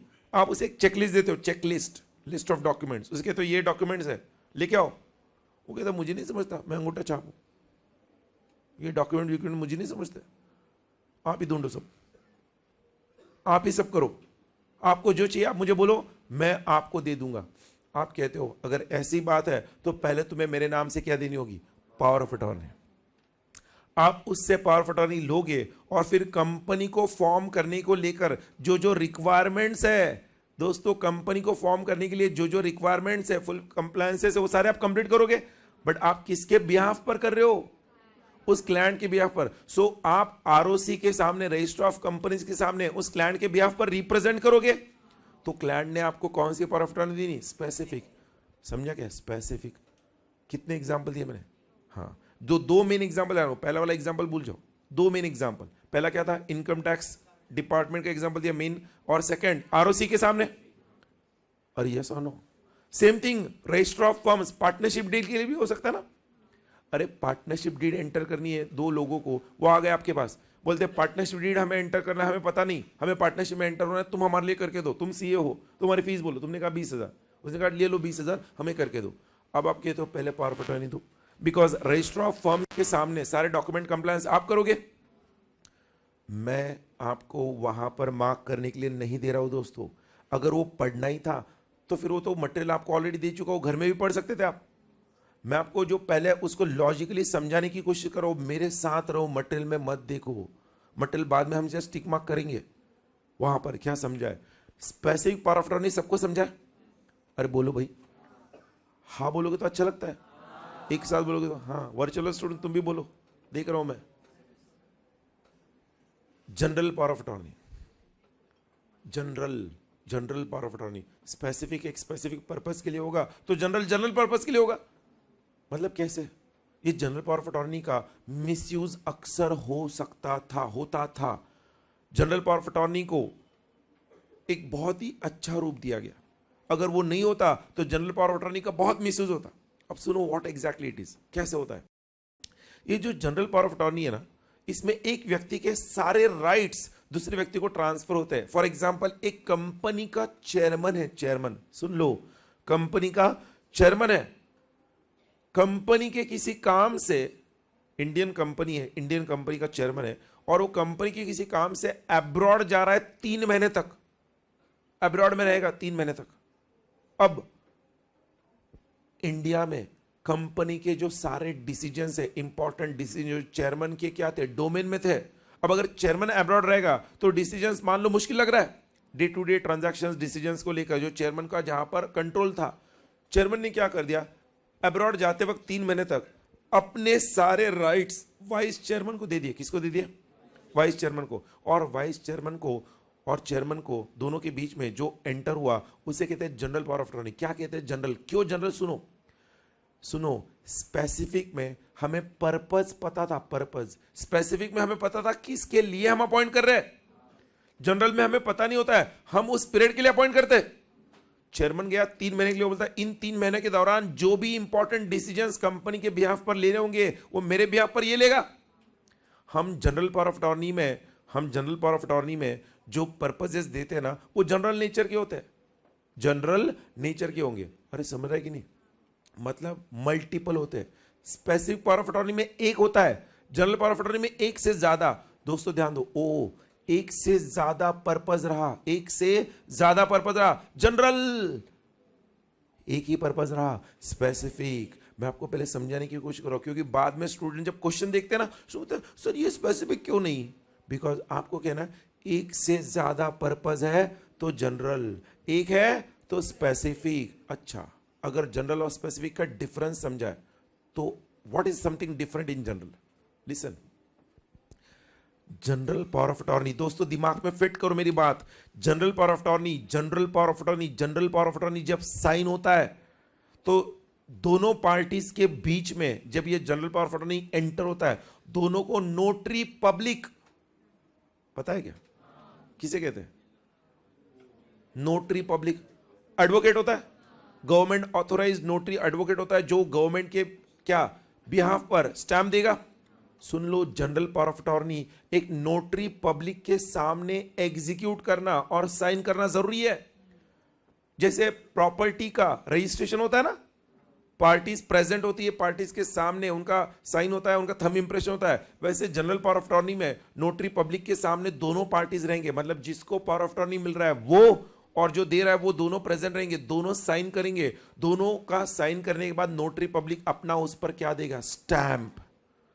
उन्होंने कहा है अगर किसी भी जनरल पावर ऑफ अटॉर्नी पर नोटरी पब्लिक का स्टैंप नहीं है तो general power of attorney valid नहीं है। ऐसा क्यों लिखा गया? ध्यान दो, अगर ये पॉइंट नहीं होता, अगर ये पॉइंट नहीं होता तो कोई भी जनरल पावर ऑफ अटॉर्नी, दो लोग, एक व्यक्ति किसी दूसरे के कंसेंट के बगैर, अगर उसका साइन उसे आता है, उसका साइन आता है दूसरे का, तो उसके कंसेंट के बगैर क्या कर लेता? सारे राइट्स अपने को ट्रांसफर कर लेता। और ऐसा ही उस मूवी में हुआ था, बाजीगर, बाजीगर मूवी में हुआ था। अगर उस वक्त जनरल पावर ऑफ अटॉर्नी होता तो ऐसा नहीं होता। मतलब क्या? बाजीगर मूवी नहीं बनती। वो बाजीगर मूवी पूरी जनरल पावर ऑफ अटॉर्नी पर है। पता है बाजीगर मूवी? ये काली काली आंखें, तुरुरु तुरुरु, नहीं पता? अरे मैं आपको लिंक कर रहा हूं दोस्तों, ध्यान दो। बाजीगर मूवी में मैं आपको जस्ट 30 सेकेंड्स में मूवी का पूरा स्टोरी बता रहा हूं।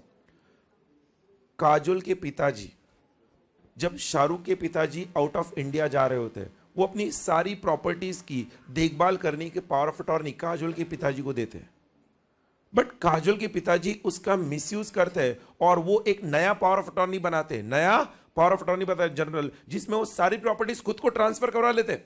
अगर उस वक्त नोटरी पब्लिक होता तो ऐसा वो कर नहीं पाते, बिकॉज वो आउट ऑफ इंडिया रहते शाहरुख के पिताजी। But general power of attorney नहीं था मूवी में, इसलिए काजोल के पिताजी उस प्रॉपर्टी को अपने नाम से ट्रांसफर कर लेते हैं। जब शाहरुख के पिताजी वापस लौटते हैं कुछ पीरियड बाद, वो देखते हैं मेरी प्रॉपर्टी अब मेरी नहीं रही।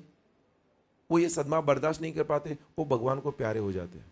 अब जब ये सब कुछ हो रहा होता है शाहरुख के पिताजी के बीच और काजोल के पिताजी के बीच, उस वक्त शाहरुख छोटा होता है, वो देख रहा होता है, वो देखता है कि मेरे पिताजी की सारी प्रॉपर्टी पिताजी ने हार दी और ये काजोल के पिताजी ने ले ली। वो फैसला कर लेता है कि मैं बड़ा होकर इसको फिर से बदला लूंगा। हार कर जीतने वाले को ही बाजीगर कहते हैं। और इस तरह से उस मूवी में वो जनरल पावर ऑफ अटॉर्नी का मिसयूज हुआ था। जनरल पावर ऑफ अटॉर्नी का मिसयूज ना हो इसलिए क्या है अब? Notary public. I hope you are getting it. अच्छा, मैंने अभी तक general power of attorney mark करने के लिए बोला, फिर क्यों बार बार नीचे देखते हो उधर नोट्स में? मैंने आपको स्पेसिफिक पावर ऑफ अटॉर्नी बताया, जनरल पावर ऑफ अटॉर्नी बताया, ठीक है? सबको क्लियर है? मुझे बोलो जनरल पावर ऑफ अटॉर्नी में कौन सा एक पॉइंट नया है? नोटरी पब्लिक, जो कि स्पेसिफिक में नहीं है। और एक है जनरल पावर ऑफ अटॉर्नी का ड्राफ्टिंग का पार्ट है, वो मैं आपको वहां पर मार्क करके दूंगा। सब लोग मेरे साथ आओ। पहले वहां पर दिया है a power of attorney is a written instrument empowering a specified person to act for and in the name of person executing it, blah blah blah. Power of attorney का पहला स्पेसिफिक, दूसरा जनरल। स्पेसिफिक मेरे साथ mark करो, for a particular oblique specific act. Example दिया है appearance before tax authorities, मैं बोल चुका हूं। बिफोर आरओसी, वो भी बोल चुका हूं। बिफोर सब रजिस्ट्रार ऑफ डॉक्यूमेंट्स, वो भी बोल चुका हूं। सब रजिस्टर ऑफ डॉक्यूमेंट्स ये प्रॉपर्टी को लेकर होता है। प्रॉपर्टी, अरे आप फ्लैट खरीद रहे हो, बिल्डर आपको फ्लैट बेच रहा है, तो बिल्डर जब फ्लैट आपके नाम से ट्रांसफर कराएगा, बिल्डर और आप सब रजिस्ट्रार के ऑफिस में प्रेजेंट रहते हो, तो वहां पर एक एडवोकेट पहले से ही सारे डॉक्यूमेंट्स रेडी करके रखता है। आप जाके सिर्फ फोटो खिंचवाते हो, साइन करते हो। तो उस एडवोकेट को उस वक्त क्या मिलती है? Specific power of attorney. Then general power of attorney में देखो, covering all acts relating to execution of deed, this is executed and attested before dash notary public or a first class magistrate. You just keep in mind notary public. Clear है सबको? अच्छा, तो अब नीचे प्रोफर्मा, जो कि बहुत ही सिंपल है। स्पेसिफिक पावर ऑफ अटॉर्नी का प्रोफर्मा तो आप बोलोगे सर क्या है? लिसन, वहां पर दिया है before income tax authorities specific power of attorney कैसे होगा, एक बार पढ़ लो जरा, पढ़ो सब लोग।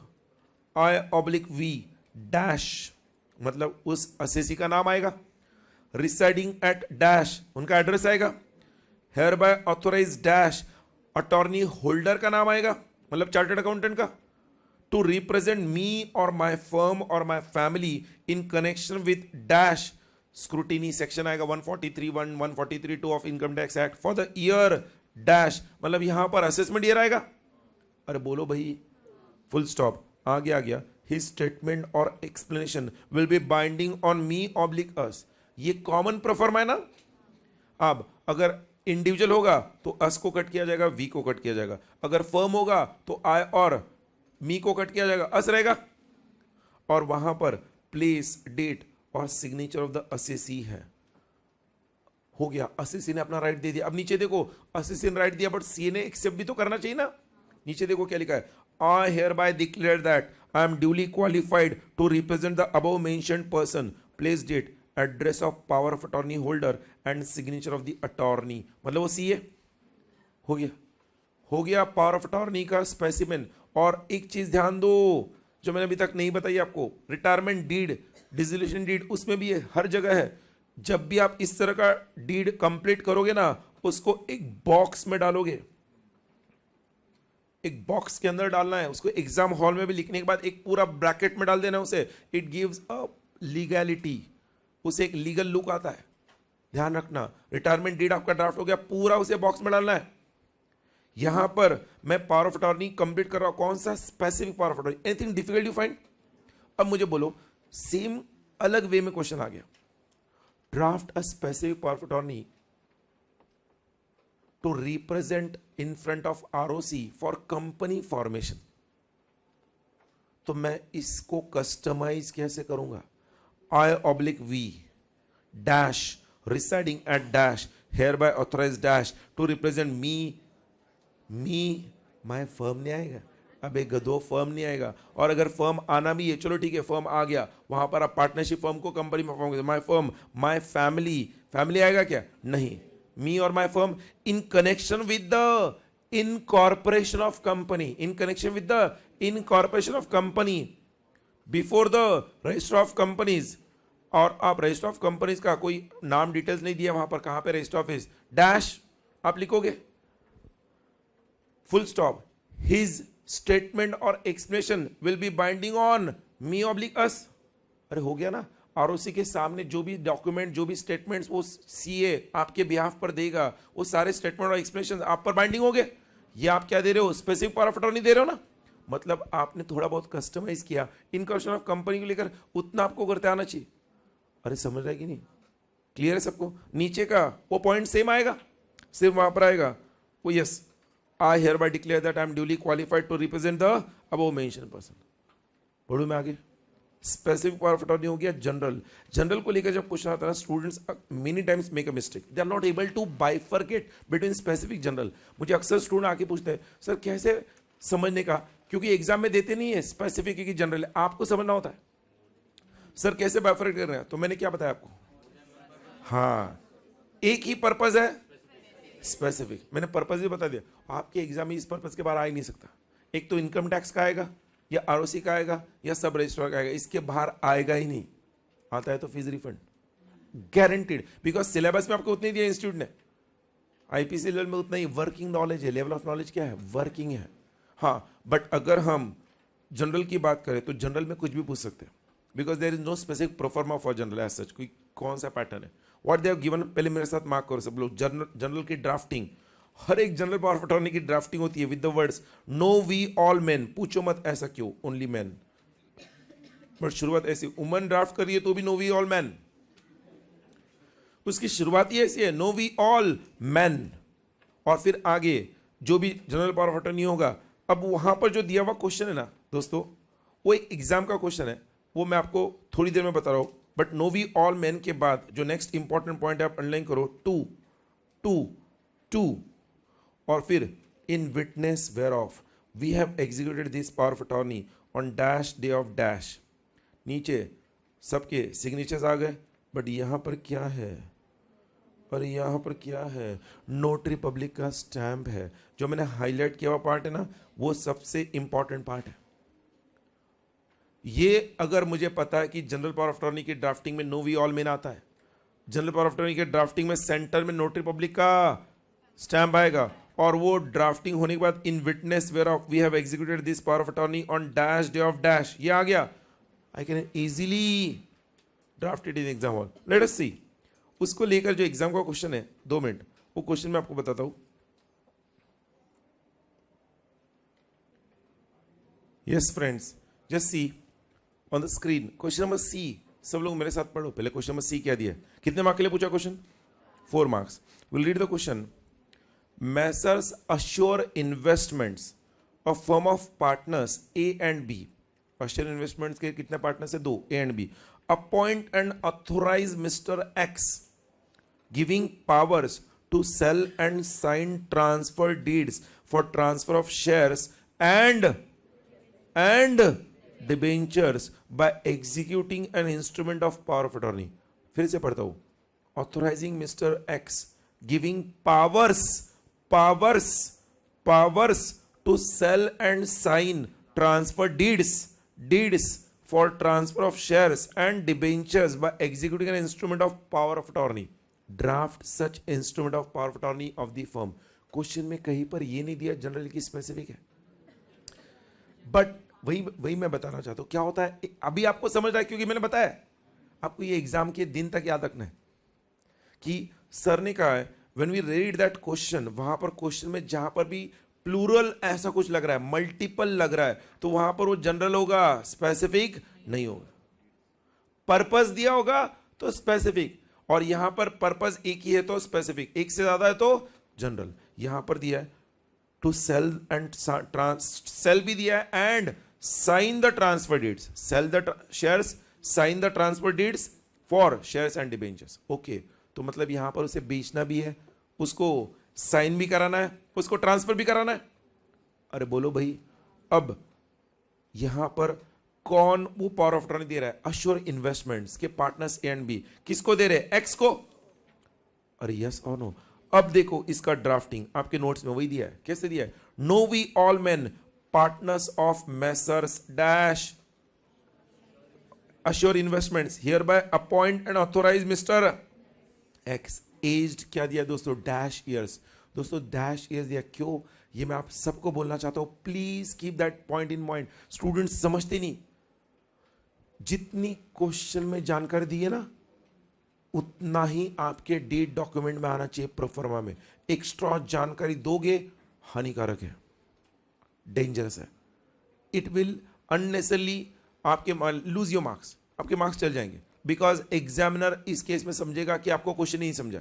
You are asked a proforma, यहां पर एक्स का सिर्फ नाम दिया था, mister X age dash years, son of dash, residing at dash, as our attorney to act in the name of our firm and to execute the following acts। ये first para सबके case में same रहेगा general power of attorney में। अरे समझ रहा है कि नहीं, anything difficult you find in the first para. हाँ, बट मैंने आपको इसलिए क्या हाईलाइट करके दिया, अब देखो हर एक पावर जो दिया जा रहा है विद द वर्ड्स कौन सा है, to sell the shares and debentures पहला, then to sign the transfer deeds for transfer of shares and debenture, तीसरा टू एग्जीक्यूट और do all acts for the shares and debentures. नीचे आ गया इन witness where of, मतलब नीचे दिए हुए विटनेसेस के सामने, we have executed this power of attorney on dash day of dash, date month year, और यस और नो। नीचे सिग्नेचर ऑफ पार्टनर ए आ गया, सिग्नेचर ऑफ पार्टनर बी आ गया, एक्स जो पावर ऑफ अटॉर्नी है उसका भी साइन आ गया, तीनों को एक एक विटनेस आ गया, common seal of the firm आ गया, नोटरी पब्लिक तो है ही।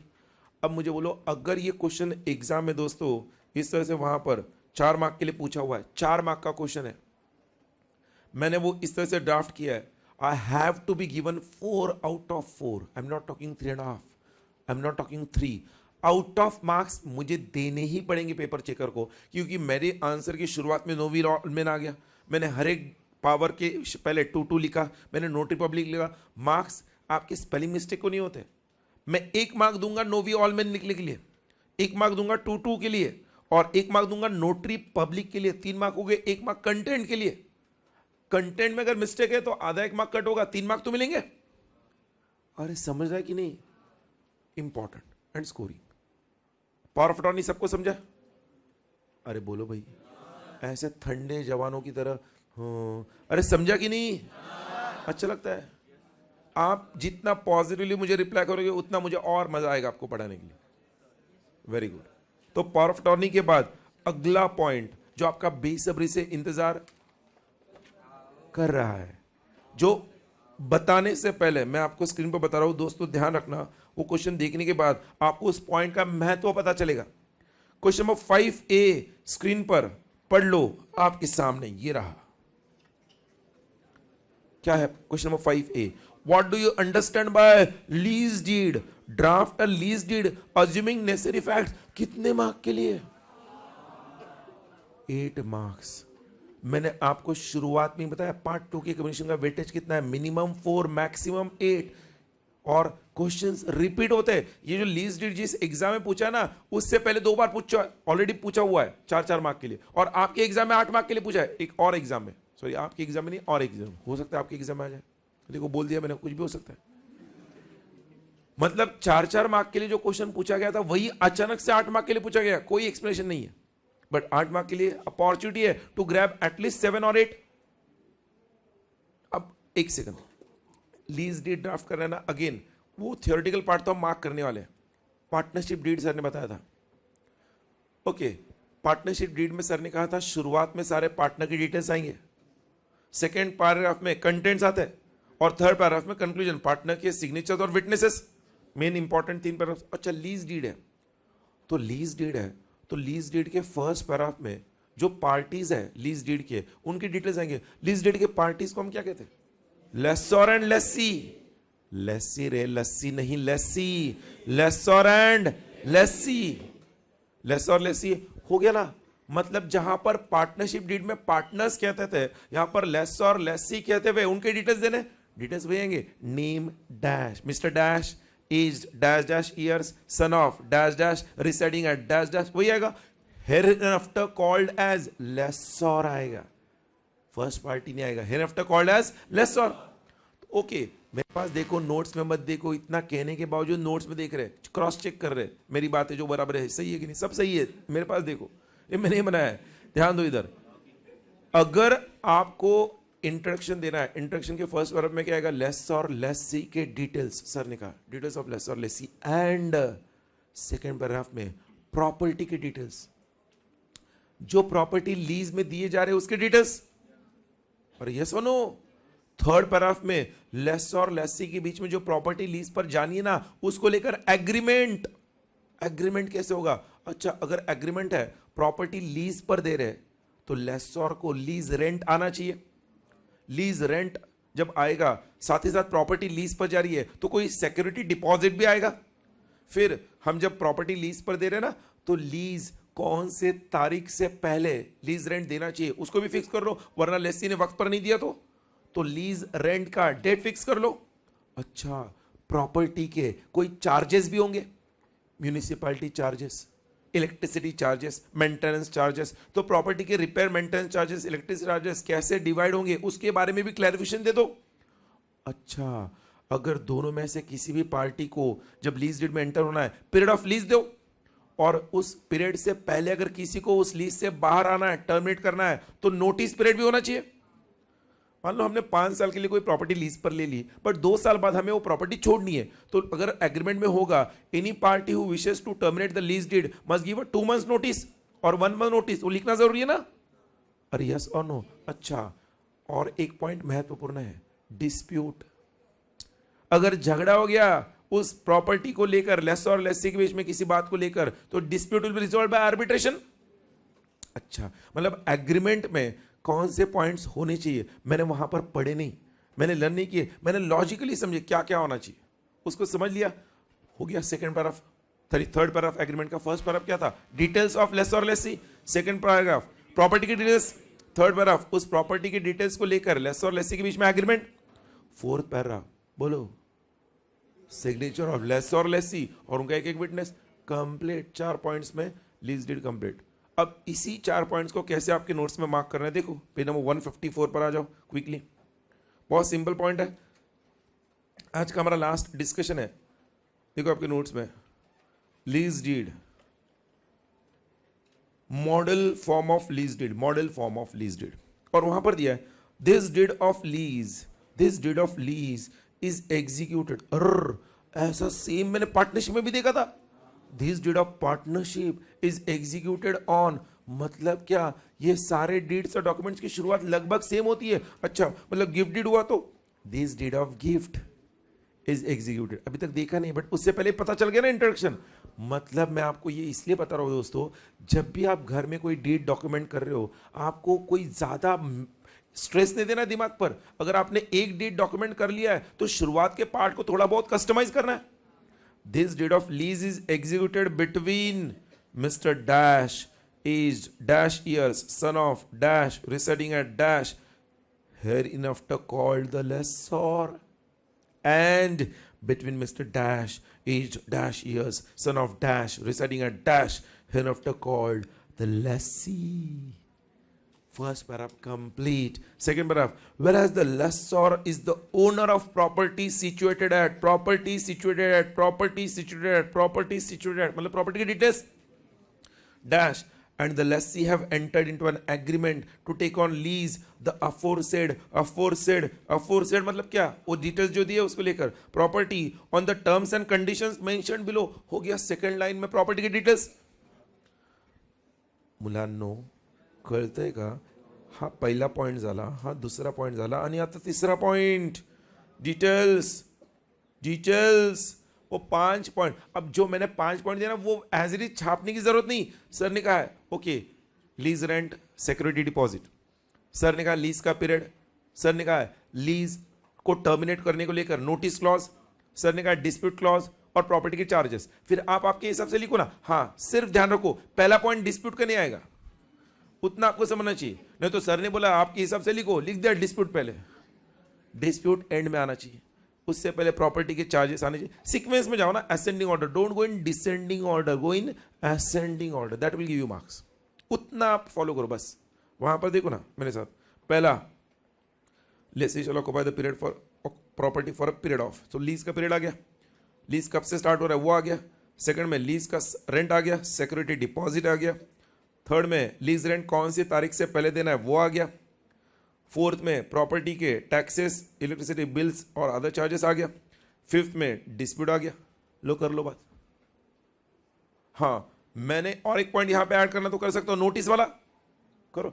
अरे भाई प्रैक्टिकली रियल लाइफ में अगर लीज डेट ड्राफ्ट करने जाओगे ना 40 से 50 क्लॉजेस आते हैं। एग्जाम में 40-50 क्लॉज लिखोगे तो एक ही आंसर लिख पाओगे पूरे पेपर में। आपको एग्जाम में जब आ रहा है आपको इंपॉर्टेंट क्लॉजेस पर फोकस करना है। सो बोलते सर इतनी इंपॉर्टेंट है, इसके अलावा और भी ऐड करो आपको चाहिए तो। नीचे in witness whereof the lessor and lessees have signed this deed on dash day of dash, ये सेम पॉइंट हमने ऊपर पावर ऑफ अटॉर्नी में भी देखा था। नीचे सिग्नेचर, जस्ट बाय मिस्टेक को विटनेस इधर आ गया है, कट इट, विटनेस 1 और 2 के ऊपर लिखो विटनेस, और फिर नीचे lessor and lessee, signature of the lessor lessee left hand side में आ गया, राइट हैंड साइड में विटनेस आता है। एक चीज दिमाग में जो फिट करनी है, स्टूडेंट कई बार क्या गड़बड़ करते पता है, विटनेस लेफ्ट हैंड साइड में, सिग्नेचर राइट हैंड साइड में। Witness are always on the right hand side column and signatures are on the left hand side column, ये आपको दिमाग में रखना है। Lessor lessee, I have seen students making mistake, हंसो मत, क्योंकि वो प्रेजेंस ऑफ माइंड नहीं दिखाते। Witnesses on the right hand side corner, signatures of the parties on the left hand side corner. सबको क्लियर है? पक्का? एक सेकंड क्विकली आपके नोट्स में आ जाओ।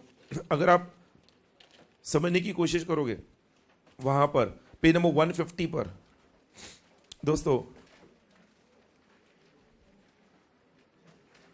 क्वेश्चन नंबर 1 हमारा सिर्फ हुआ है, क्वेश्चन नंबर 2 हुआ है, क्वेश्चन नंबर 3 हुआ है, 1 2 3 हुआ है। वो जो फोर्थ क्वेश्चन है दोस्तों, फोर्थ क्वेश्चन एक बार पढ़ो जरा। Fourth question draft specimen of affidavit दिया है। आपको पता है एफिडेविट किसे कहते हैं?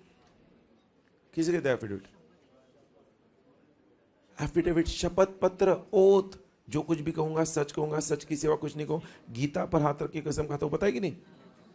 भगवत गीता पे रख के हाथ रख के कसम, जो आप यस कोर्ट के अंदर जो होता है, जो वहां पर वो शपथ है, बट एक सेकंड, वो जो शपथ है ना वो ओरल है।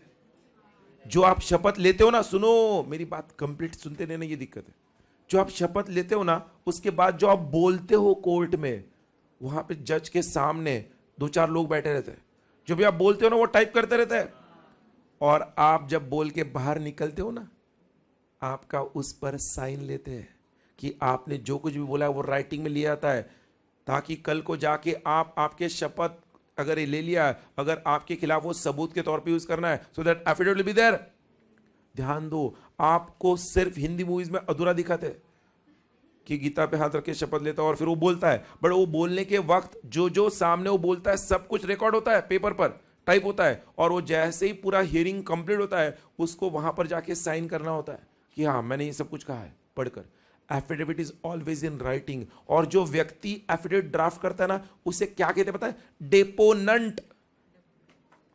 जिस व्यक्ति का वो एफिडेविट होता है उसे क्या कहते हैं? डेपोनेंट। ये तो ये हुआ, बट रियल लाइफ में भी, और बता रहा हूं, नेम चेंज होता है, नेम चेंज अक्सर गर्ल्स का शादी के बाद जब नेम चेंज होता है, नेम चेंज, तो उसको लेकर भी पासपोर्ट बनाना है तो एफिडेविट देना पड़ता है। कलेक्टर्स ऑफिस में जाकर पुराना नाम नया नाम इन दोनों के डिटेल्स आते हैं। एफिडेविट में व्यक्ति कहता है कि ये नाम का व्यक्ति और ये नाम का व्यक्ति मैं ही हूं, और अगर कोई मेरे खिलाफ मैंने कुछ गलत जानकारी दी है, हो गया है बाय मिस्टेक, कुछ गलत जानकारी आ गई, तो होने वाली सारी पनिशमेंट के लिए मैं फेस करूंगा। I will be liable. और यस और नो। इन शॉर्ट मैं आपको बताना चाहता हूं कि एफिडेविट में वो व्यक्ति क्या रहता है? शपथ। मैं आपको इसलिए बता रहा हूं, ये लास्ट पॉइंट रीसेंट अभी का पेपर स्क्रीन पर देखना दोस्तों, बाद में आप दुआएं दोगे।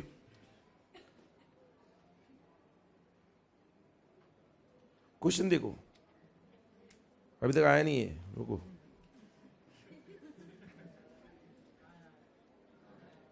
किधर है?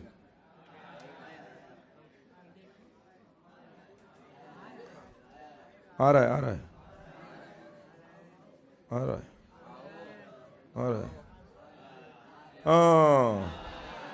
क्या दिया है? What is affidavit? Draft an, पढ़ो पढ़ो, draft an affidavit certifying that SF limited does not have any tax dues to the सेंडोमेंट। दोस्तों ये मैटर इसलिए दिया, पता है आपको ऐसा क्यों लिखा है? ये एफिडेविट को लेकर कोई पॉइंट क्यों दिया पता है?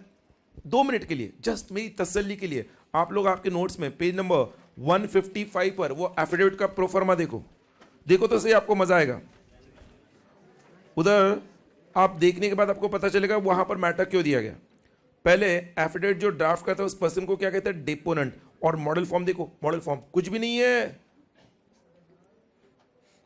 क्या है पता है?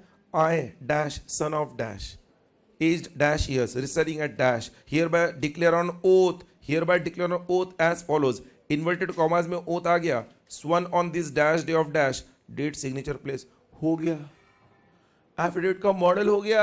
और ऐसा अगर प्रोफर्मा है तो अगर एग्जाम में क्वेश्चन पूछना है तो सिर्फ ये कह सकते हैं कि ड्राफ्ट एंड एफिडेविट नहीं, आपको कोई मैटर देना होगा ना।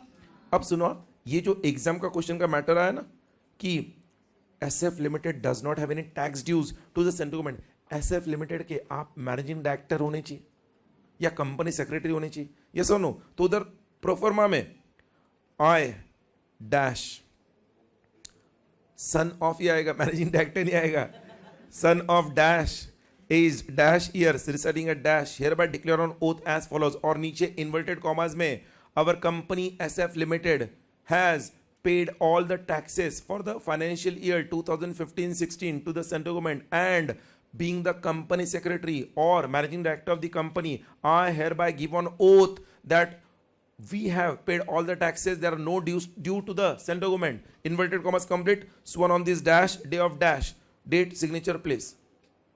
अरे हो गया, जो उन्होंने क्वेश्चन में दिया था वही आपको थोड़े 1-2 वर्ड्स ऐड करके इन्वर्टेड कॉमास में डालना है, एफिडेविट कंप्लीटेड। अरे समझ रहा है कि कितने मार्क्स के लिए क्वेश्चन पूछा था?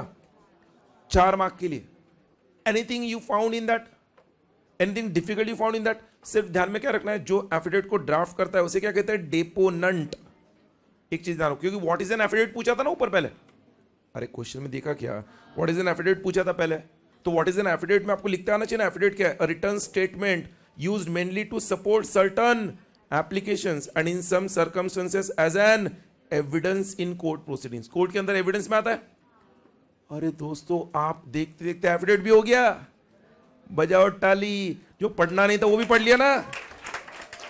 और एक हो गया. कैसे हो गया? हो गया. एक सेकंड. अभी कितने हो गए डीड्स डॉक्यूमेंट्स? 4. एफिडेविट भी हो गया ना. Very good. Thanks for the day. I hope ऐसे आपका साथ रहा तो हम फटाफट कम्युनिकेशन कंप्लीट करेंगे. वर्चुअल स्टूडेंट ध्यान दो, आपका साथ भी जरूरी है. टाइम पे आओ, टाइम पे जाओ. Thank you.